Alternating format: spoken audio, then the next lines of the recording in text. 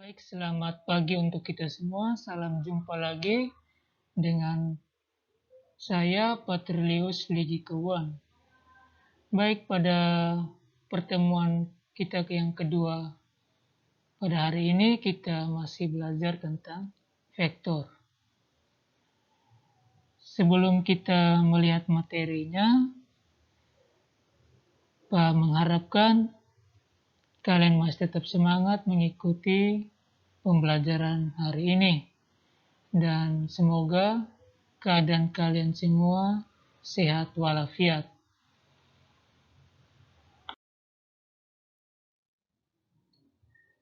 Secara geometris, suatu vektor dapat digambar sebagai ruas garis berarah yang dilukiskan pada bidang koordinat kartesius. Ya, mari kita sama-sama lihat contoh yang telah Pak buat. Ya, di sini ada bidang koordinat kartesius yang digambarkan pada kertas yang berpetak atau bidang yang berpetak. Baik, Pak harap kalian yang di rumah juga menyiapkan kertas berpetak atau buku streaming. Baik, di sini bidang koordinat kartesiusnya ada sumbu X dan sumbu Y.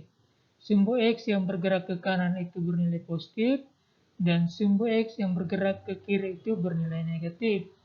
Sedangkan sumbu Y yang bergerak ke atas itu bernilai positif, dan sumbu Y yang bergerak ke bawah itu bernilai negatif. Baik, untuk suatu vektor itu kita berpatokan pada arahnya. Arahnya ke kanan, ke kiri, ke atas, dan ke bawah. Baik, kita lihat vektor. Baik, di sini ada vektor A yang bergerak dari titik pangkalnya A menuju titik ujungnya B. Dan vektor A ini kita nyatakan dalam matriks kolom, di mana X-nya itu yang di atas dan Y-nya di bawah. X-nya yang ini, nanti kita hitung dia punya besaran, yang menuju ke kanan, dan Y-nya ini menuju ke atas. Maka nilai X-nya itu nanti kita taruh di atas, dan nilai Y-nya kita taruh di bawah. Nah, itu cara menyatakan vektor dalam matriks kolom.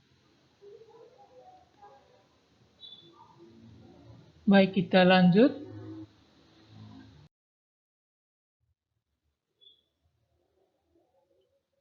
Baik, menyatakan besaran vektor.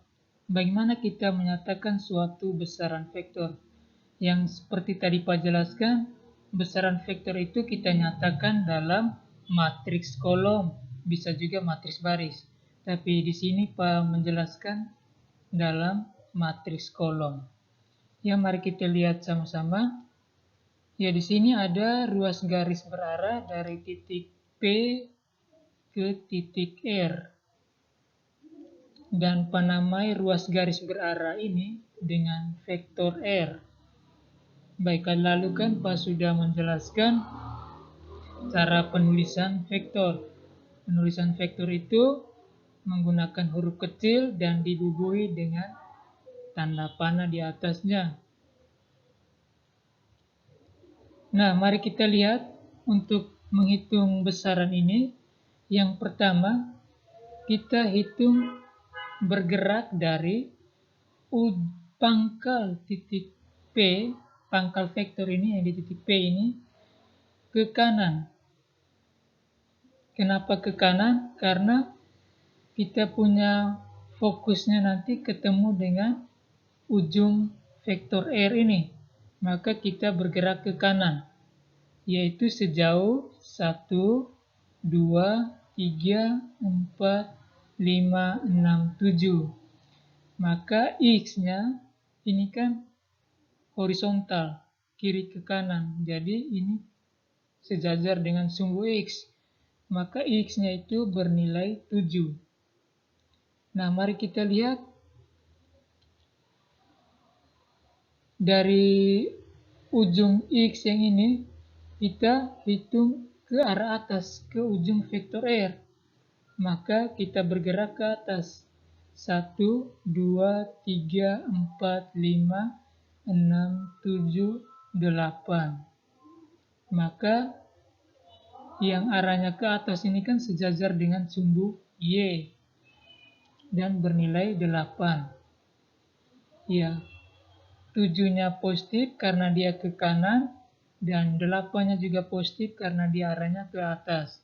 Kalau seandainya arahnya ke kiri, berarti dia bernilai negatif. Sedangkan sumbu Y kalau arahnya ke bawah, berarti nilainya juga negatif. Tapi contoh yang di sini, X-nya bernilai positif dan Y-nya juga bernilai positif. Nah, bagaimana kita menuliskan 7 dan 8 ini dalam besaran vektor? Maka kita menulisnya menggunakan matriks kolom. Ini disebut dengan matriks kolom. Ya, kita tulis vektor R itu sama dengan ruas garis berarah P ke R itu nilainya atau besarannya itu X-nya 7, Y-nya 8. X-nya selalu di atas dan Y-nya selalu di bawah. Baik, itu penjelasan mengenai bagaimana kita menyatakan besaran vektor. Baik, ini Pak kasih contoh. Nanti kalian coba di rumah. Ada 4 vektor, vektor A, vektor B, vektor C, dan vektor D. Lihat arahnya baik-baik dan kalian bisa coba di rumah. Ingat gambar di kertas yang berpetak atau buku streaming agar kalian bisa menghitung dia punya besarannya dan dia punya arahnya. Baik, kita lanjut yang berikut yaitu operasi aljabar pada vektor. Nah, operasi aljabar ini kalian sudah dapat dari bangku SD, SMP. Baik, operasi aljabar yang pada umumnya itu kan ada beberapa memang, yaitu ada operasi penjumlahan, ada pengurangan, ada perkalian, pembagian, ada perpangkatan, dan lain-lain. Tetapi dalam vektor ini, operasi aljabar kita fokus pada 3 operasi, yaitu operasi penjumlahan, operasi pengurangan, dan operasi perkalian. Ingat, hanya ada 3 operasi aljabar pada vektor. Nah, oleh karena itu kita melihat operasi aljabar yang pertama, yaitu penjumlahan vektor.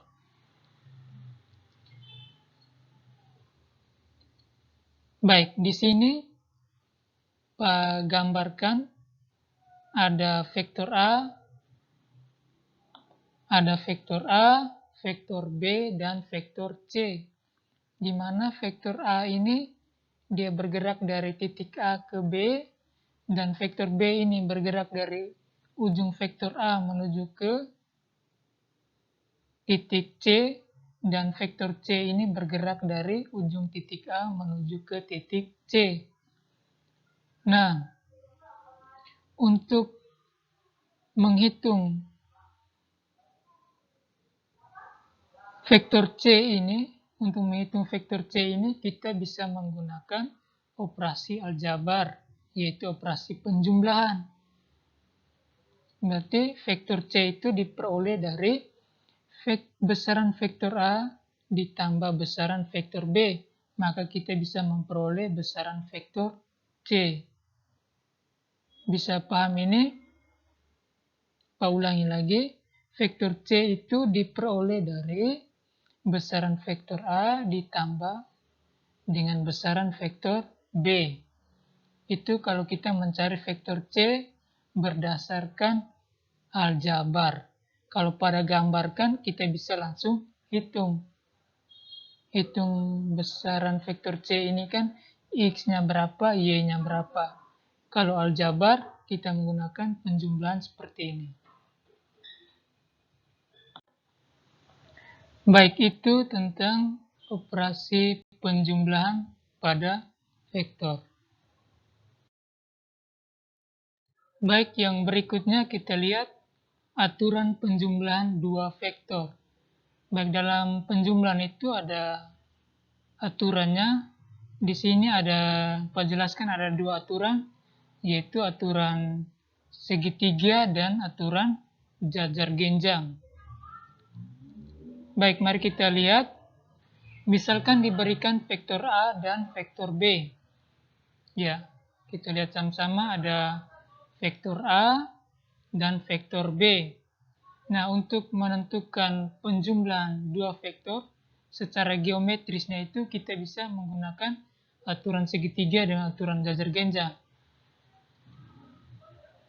Baik, yang pertama, Pak geser vektor A ini ke bawah tanpa merubah dia punya arah dengan dia punya besarannya. Dan vektor B, Pak geser ke bawah, di mana pangkal vektor B ini ketemu dengan ujung vektor A. Terus, Pak tarik garis dari pangkal vektor A menuju ujung vektor B, dan panama ini Pak misalkan dengan vektor C. Maka, vektor C ini kita bisa peroleh dengan menjumlahkan vektor A dengan B. Baik, dari gambar ini kan terbentuk sebuah segitiga. Maka aturan ini dinamai dengan aturan segitiga. Baik, kita lihat yang berikutnya itu aturan jajar genjang.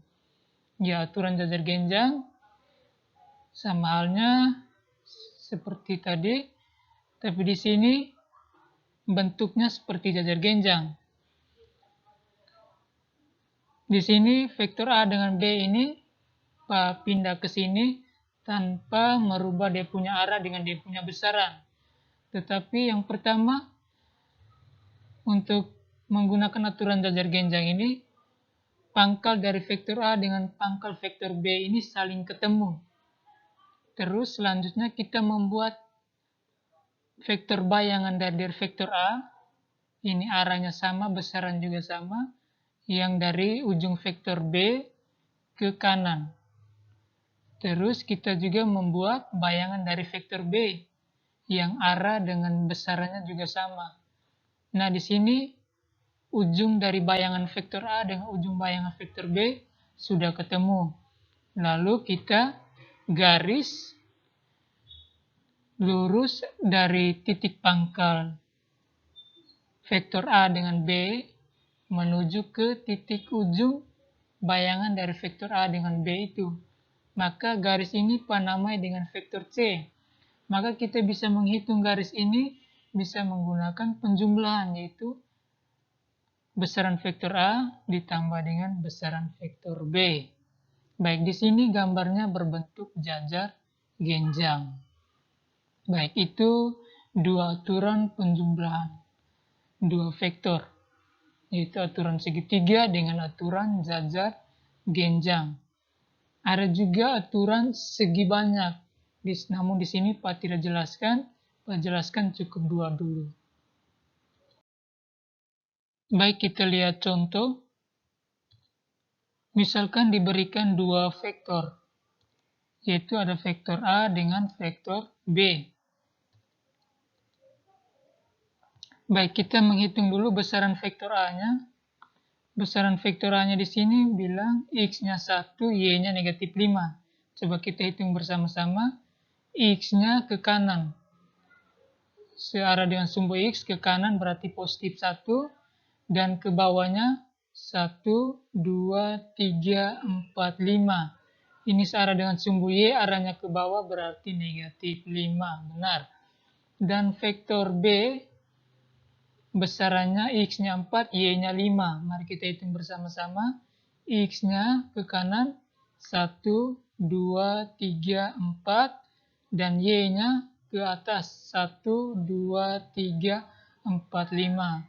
Jadi besaran vektor B ini 4, 5. Baik, kita bisa menyelesaikan soal ini atau menghitung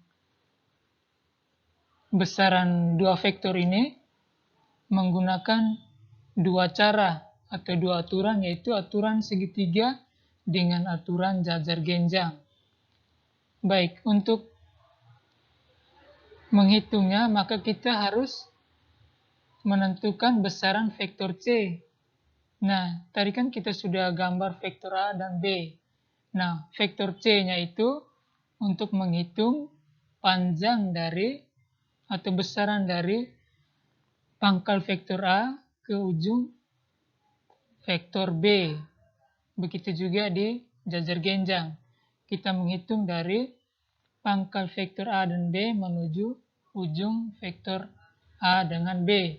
Maka kita menggunakan aturan penjumlahan aljabar biasa, maka diperoleh vektor C sama dengan vektor A tadi 1 negatif 5 tambah 4, 5. Kita jumlahkan biasa, 1 tambah 4, X dengan X, hasilnya 5 dengan Y tambah Y, negatif 5 tambah 5, hasilnya 0. Maka kita peroleh vektor C besarannya adalah 5, 0. Baik, kita lihat yang berikutnya. Operasi aljabar berikutnya itu pengurangan dua vektor. Baik, di sini Pak sudah siapkan gambar. Ada 3 buah gambar vektor. Ada vektor A, vektor B, dengan vektor C. Di mana vektor A ini dari titik A ke titik B, terus vektor B ini dari titik B ke titik C, dan vektor C ini dari titik A ke titik C. Nah, untuk menghitung pengurangan dua vektor, maka pertama kita di sini kita hitung dulu besaran dari masing-masing vektor. Vektor A ini kalau kita hitung, itu X-nya 4, Y-nya negatif 4. X-nya ke kanan 1, 2, 3, 4. Terus Y-nya ke bawah 1, 2, 3, 4. Ya, X-nya 4, Y-nya negatif 4. Vektor B-nya berarti ke kanan masih 1, 2, 3 bernilai positif. Dan ke atasnya 1, 2, 3, 4, 5, 6, 7, 8, 9, 10. Y-nya bernilai 10 positif. Dan vektor C-nya, di sini kita sudah langsung menghitung. Vektor C-nya dia ke kanan 1, 2, 3, 4, 5, 6, 7. Dan ke atas sumbu Y-nya 1, 2, 3, 4, 5, 6. Jadi vektor C-nya besarannya 7, 6. Nah, bagaimana kita menggunakan konsep pengurangan dua vektor ini? Kita gunakan untuk apa? Baik, mari kita lihat. Kegunaannya seperti ini. Seandainya dalam soalnya sudah diketahui vektor C dengan vektor B, vektor A-nya belum diketahui, maka kita menggunakan konsep pengurangan. Berarti vektor C dikurangi vektor B, peroleh vektor A. Berarti vektor C-nya itu 7, 6, kurang vektor B-nya itu 3, 10, pengurangan biasa X dengan X, Y dengan Y. 7 kurang 3, 4, 6 kurang 10, negatif 4. Jadi vektor A ini kita peroleh X-nya 4, Y-nya negatif 4. Ini terjawab. Begitu juga kita menghitung vektor B menggunakan aturan pengurangan, yaitu besaran vektor C kurang besaran vektor A. Vektor C-nya tetap 7, 6, kurang vektor A-nya 4, negatif 4, kita peroleh 3 dengan 10. Ya, itu penjelasan mengenai konsep pengurangan dua vektor.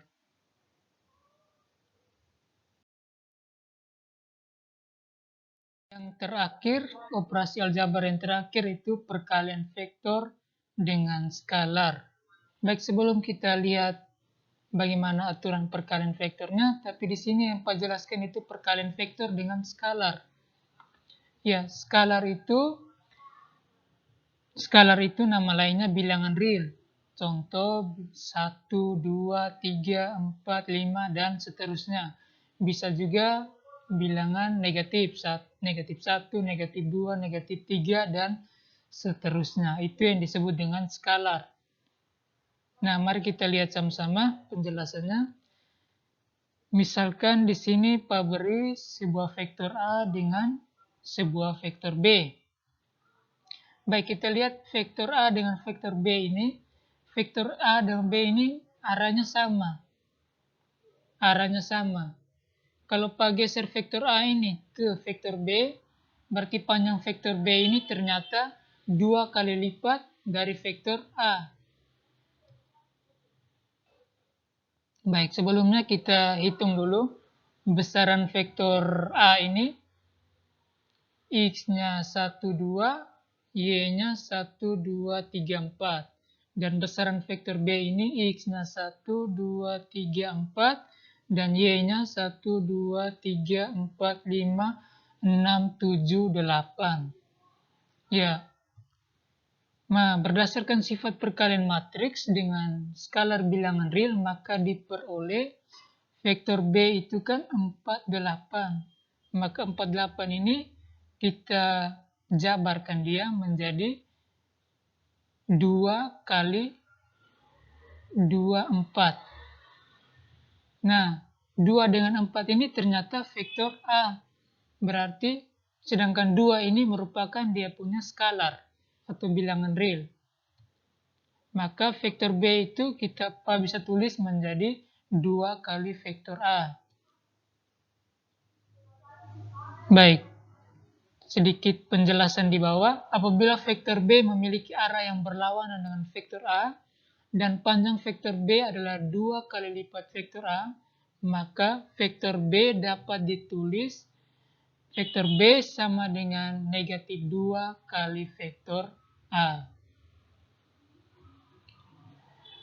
Baik, itu penjelasan tentang perkalian vektor dengan skalar. Maka Pak simpulkan perkalian vektor skalar A dengan bilangan real dengan sebuah vektor B dapat dirumuskan, yaitu vektor B sama dengan M kali A, di mana M ini merupakan skalar.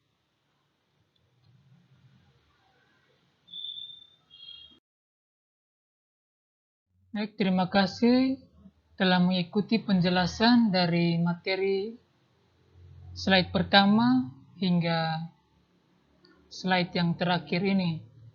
Semoga materi yang sudah Pak jelaskan dapat bermanfaat bagi kalian semua. Sampai di sini, sampai ketemu pada pertemuan-pertemuan selanjutnya. Sekian dan terima kasih.